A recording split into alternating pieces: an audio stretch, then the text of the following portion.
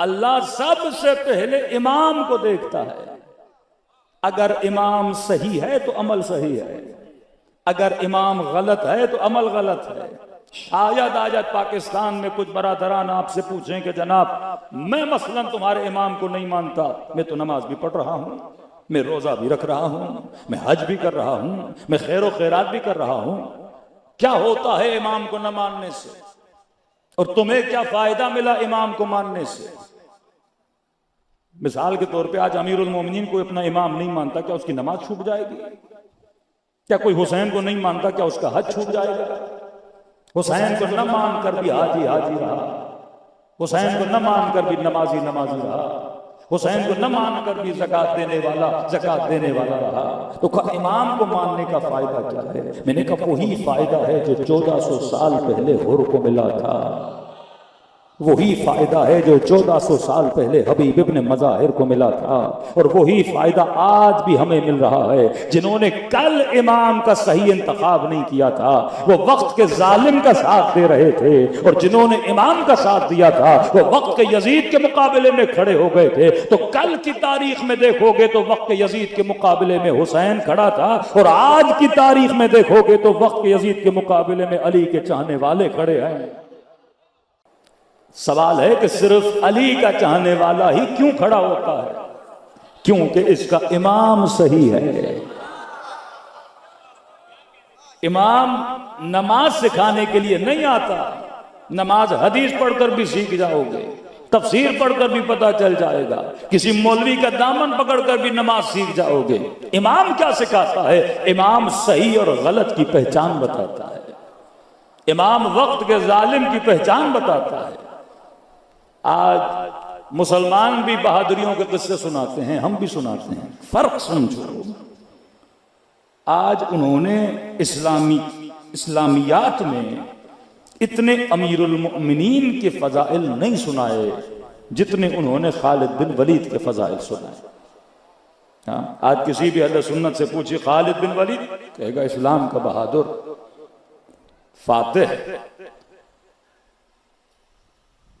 फदाइल बड़े सुनाते हैं। अब मैं जरा फराग दिली होकर एक बात करूं, देखो अगर वो सच है झूठ है मैं उसमें नहीं पड़ता, लेकिन सवाल यह है कि उम्मत को सिखाया कि खालिद बिन वलीद बहुत बहादुर था, हमने मान लिया, आपके बुजुर्गान हैं, आप उनकी फजीलत और कोई पॉजिटिव चीज बताते हो तो अच्छी बात है। आप किसी भी शख्स की बहादुरी की तारीफ करोगे तो किस चीज को प्रोमोट कर रहे हो? बहादुरी को। आप बुज़दिली को प्रमोट नहीं करो, बहादुरी को प्रमोट करो, हमें भी अच्छा लगता है। हर बंदा अपने पीर की तारीफ करता है, अपने मुर्शिद की तारीफ करता है, लेकिन उस तारीफ में अच्छी चीज होनी चाहिए तो अच्छी बात है। मतलब मेरा मुर्शिद सखी था, मेरा पीर बहादुर था, मेरा पीर भागने वाला नहीं था, मैदान में डट के लड़ने वाला था, ये अच्छी बातें हैं, ताकि आप अपनी कौम को क्या सिखा रहे हो? अच्छी चीजें सिखा रहे हो। कि खालिद बिन वलीद बहादुर, कि जनाब उमर कहते हैं अगर खालिद जिंदा होता तो मैं अपने बाद किसको खलीफतुल मुस्लिमीन बनाता? खालिद बिन वलीद को बनाता। बहादुर, हमने का मान लिया बहादुर। कि हजरत उमर बड़े बहादुर थे, मैंने का मान लिया, अच्छी बात है। आप अपने बच्चों को बहादुरी के किस्से सुनाओ, बुज़दिली के किस्से नहीं सुनाओ, सखावत के किस्से सुनाओ। खुलफा की जब बातें करो तो उनकी अच्छी अच्छी बातें बताओ, ताकि उम्मत में अच्छी बातें क्या हो? प्रोमोट हो। आपने कहा उमर फातिह ईरान, फातिह रोम, बहादुर था, हमने कहा ठीक है मान लिया बहादुर था, लेकिन मेरा एक सवाल है, आपने उमर की, खालिद बिन वलीद की बहादुरी के किस्से तो सुनाए, लेकिन एक बात मेरी समझ में नहीं आती, अगर उमर बहादुर था तो तुम में से कोई उमर की तरह बहादुर बनके के सामने खड़ा क्यों नहीं हुआ?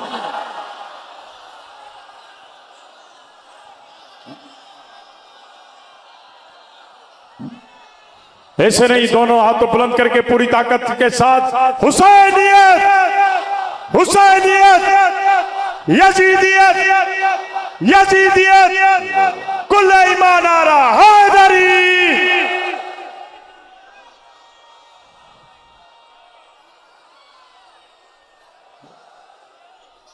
फारसी का एक जुमला कहते हैं आज फजल पेदर तुरा हासिल, कि बाप तेरा फाजिल था, उससे तुझे क्या मिला? आज मुसलमान ने अजीब रट लगाई हुई है कि इस्लाम इतना बड़ा था, मुसलमान ने फला फतुहात की, मुसलमान ने ये किया, बड़ों ने ये किया, बड़ों ने ये किया। भाई तुमने क्या किया वो बताओ। बड़े साबिर थे, बड़े सखी थे, बड़े बहादुर थे, हम मुसलमान तो ऐसे थे, हम मुसलमान तो वैसे थे, साइंसदान भी हमारे पास थे, आलिम भी हमारे पास थे, फिलसूफ भी हमारे पास थे। आज कहां खड़े हो? आज फकीरी का कटोरा लेके अंग्रेज के सामने खड़े हो, आज कशकोल लेके मुल्कों के सामने खड़े हो। आज जुर्रत नहीं, आज एक भी मुसलमान हुक्मरान, एक भी, 40 से ज्यादा ममालिक है मुसलमान, एक भी मुसलमान मुल्क का हाकिम अपने ख्वाब में भी नहीं सोच सकता, अपने ख्वाब में भी नहीं सोच सकता। वो चीज जो ये ख्वाब में नहीं देखते, शिया उसे तबीर बना के दिखा देते हैं।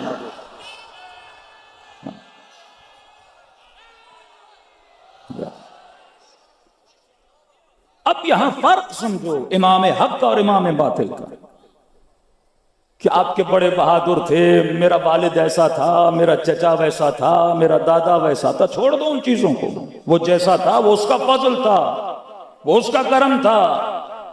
तुमने अपने बाप से क्या सीखा? उसकी शुजाअत तेरे अंदर है कि नहीं? उसकी बहादुरी तेरे अंदर है कि नहीं? एक रहबर और लीडर नहीं बना सके। एक तरफ कहते उमर बहादुर थे, तो बनो ना उसकी तरह, हम भी साथ देंगे तुम्हारा। अब फर्क समझो, बहादुरी के किस्से उन्होंने भी सुनाए, बहादुरी के किस्से हमने भी सुनाए, खैबर हमने भी सुनाई, खंदक हमने भी सुनाई, शबे हिजरत का वाकया हमने भी सुनाया, करबला हमने भी सुनाई। अब सवाल यह है वो सुनाते रहे पर बहादुर रहबर पैदा न कर सके, हम सुनाते भी रहे, बहादुर पैदा भी करते रहे। यार हमने सिर्फ बहादुरी के किस्से नहीं सुनाए।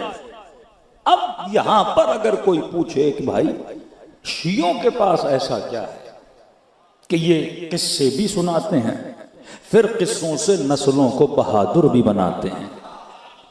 किस्से तो वो भी सुना रहे थे ना, किताबें भर दी, जनाब खालिद की बहादुरी, जनाब उमर की बहादुरी, सारी बहादुरियां सुनाई ना, लेकिन एक रहबर बहादुर नहीं बना। एक मुसलमान मुल्क का रहबर बहादुर आज तक साबित नहीं हुआ कि डट के खड़ा हो जाए जुल्म के मुकाबले में, जालिम के मुकाबले में, अल्लाह पे भरोसा करे, अल्लाह की ताकत पे भरोसा करे। आपको नहीं मिलता। तो यहां कोई पूछे ना कि जनाब तुम लोगों ने ऐसा क्या किया कि किस्से के साथ साथ वक्त के किस्से को बदला, कल के बहादुर भी सुनाए, आज के बहादुर भी पैदा किए। तो यहां अगर कोई पूछे ना तुम्हारे पास क्या है, कहो मेरे पास वो है जो तेरे पास नहीं। तो फिर कहेगा ऐसा क्या है जो मेरे पास नहीं तेरे पास है? को हमारे पास फर्श अज़ा हुसैन इब्न अली, ये फर्श अज़ा, ये मजलिस अज़ा। मजलिस अज़ा यहां सिर्फ न्याज बहाना है, मकसद आपको बहादुर बनाना है। गिरिया बहाना है, मकसद दिल में जालिम की नफरत को पैदा करना है। कभी शिया रोते क्यों हैं? भाई हम रोते हैं तभी अमेरिका की नफरत है। तुम्हें कोई रुलाने वाला नहीं तो अमेरिका की नफरत कैसे पैदा हो? जब आप जुल्म सुनते हो तो दिल में जालिम की नफरत पैदा होती है। शिया जितना रोता शिया है उतना पूरा साल कोई नहीं रोता। अब रोना बुरी चीज है। खुदा कुरान में कहता है वदहकू कलीला वबकू कसीरा, कम हंसा करो ज्यादा रोया करो। इस रोने का एक असर होता है आपके दिल में। जब सुनते हो किसी ने 6 महीने के बच्चे के गले में तीर मारा तो उस जालिम से क्या पैदा होती है? नफरत पैदा होती है। जब सुनते हो किसी ने औरतों की चादरों को छीना, गैरत जज्बे में आती है, इंतकाम का जज्बा पैदा होता है, खून बशर जोश में आता है। तभी हम जब हुज्जत खुदा को भी बुलाते हैं तो ये नारा है ऐन तालिबो बिदमिल मक़तूल बिकरबला, कहां है करबला के खून का बदला लेने वाला। शियों के अंदर एक बदले की आग होती है। और जो बच्चा 4 साल से लेके 80 साल तक फर्श अज़ा पे शहादत शहादत शहादत सुने, हुसैन उसके दिल से मौत के खौफ को खारिज कर देते हैं। दुनिया का हर बंदा मौत से डर सकता है, लेकिन अली वाला कभी मौत से घबरा नहीं सकता। ये फर्श अज़ा था, ये जुलूस, ये मेहनत, ये जहमत। शिया कभी कंजूस नहीं होता, क्योंकि हुसैन उसे कंजूस बनने ही नहीं देते। मुहर्रम का महीना आया ये सबील लगाएगा, मुहर्रम का महीना आया ये अज़ादारों को खाना खिलाएगा, ये अपनी जेब से खर्च करता है। तो पता चला जो हुसैन से मिल जाता है खुदा उसे सखी बना देता है, जो अहले बैत से मिल जाता है किसी को हबीब इब्न मताहिर बना देते हैं, किसी को मैं समय तम्मार बना देते हैं, किसी को और बना देते हैं। तो ये इमाम हक है जो इंसान के आमाल को मकाम कबूलियत तक पहुंचाता है। अय मुस्लिम, अगर तेरा इमाम सही नहीं है तो न नमाज कबूल है, न रोज़ा कबूल है, न तौहीद कबूल है। तौहीद भी कामिल होती है, दीन भी कामिल होता है सही वली के इंतखाब पे। क्यों नबी ने फरमाया अल यौम अकमलतु लकुम दीनकुम व अतममतु अलैया निअमती, कि आज दीन खुदा कामिल हुआ। दीन खुदा नमाज पे कामिल नहीं हुआ, रोजे पर कामिल नहीं हुआ। गदीर खुम में जब अली का हाथ बुलंद करके कहा मन कुंत मौला फहाज़ा अली मौला,